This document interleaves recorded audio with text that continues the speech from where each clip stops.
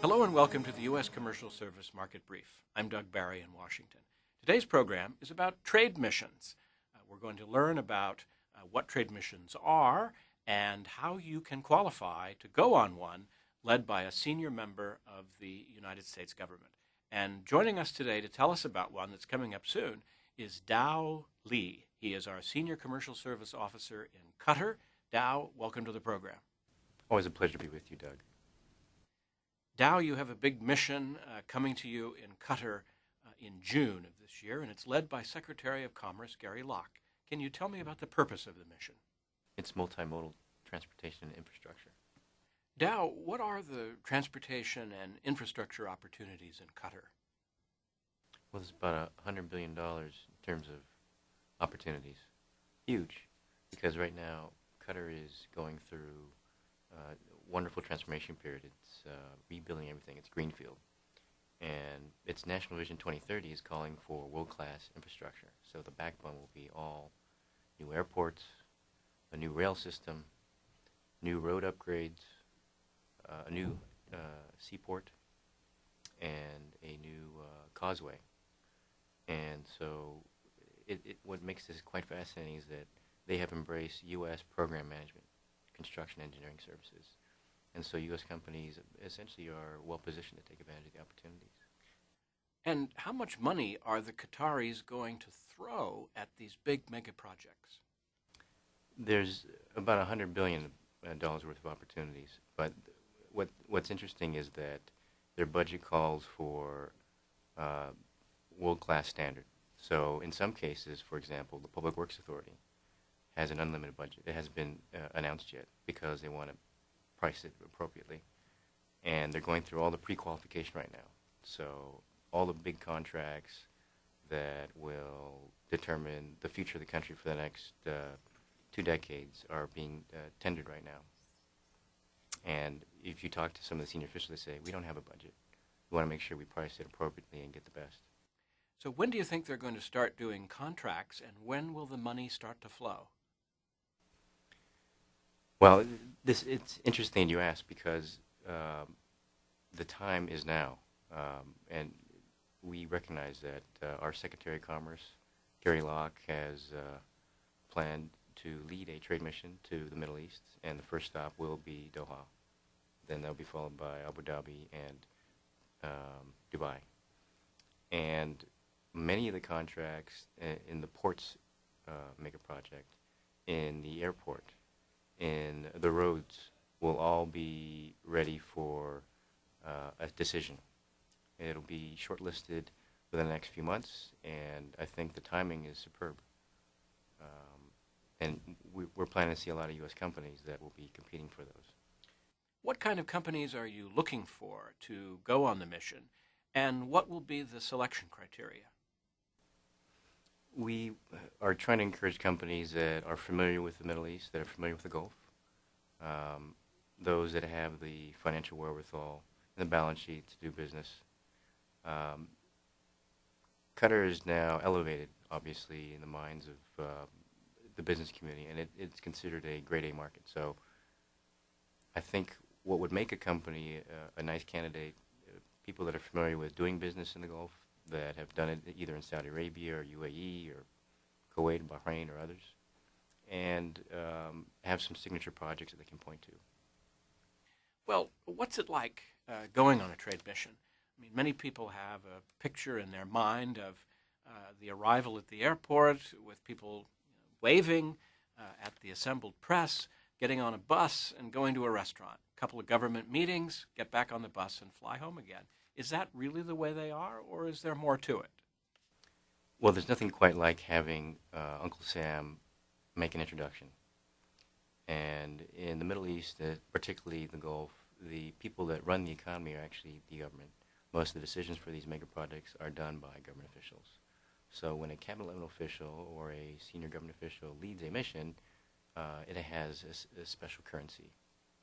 There are basically 3 things that this mission does for U.S. companies, and it really is a marvelous program. First thing is high-level meetings. So if you are a part of this government delegation, business delegation, you will have access to the top decision makers on projects that you're interested in. And, generally that's not something easy to do because everyone's being a path to these government officials' doors. Second thing is wonderful networking opportunities. We put together receptions, we put together seminars that will bring in not only the government officials but also the business community. So you're able to network on a larger scale than if you did it yourself. And the third thing is we actually put together matchmaking.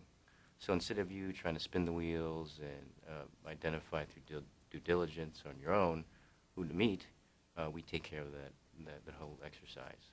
So those three things combined together really make for a content-loaded Power Pack program. So how competitive is the United States in Qatar and in the region? And certainly there are a lot of Japanese there are a lot of Chinese, people from Europe. I'm sure they're all doing trade missions.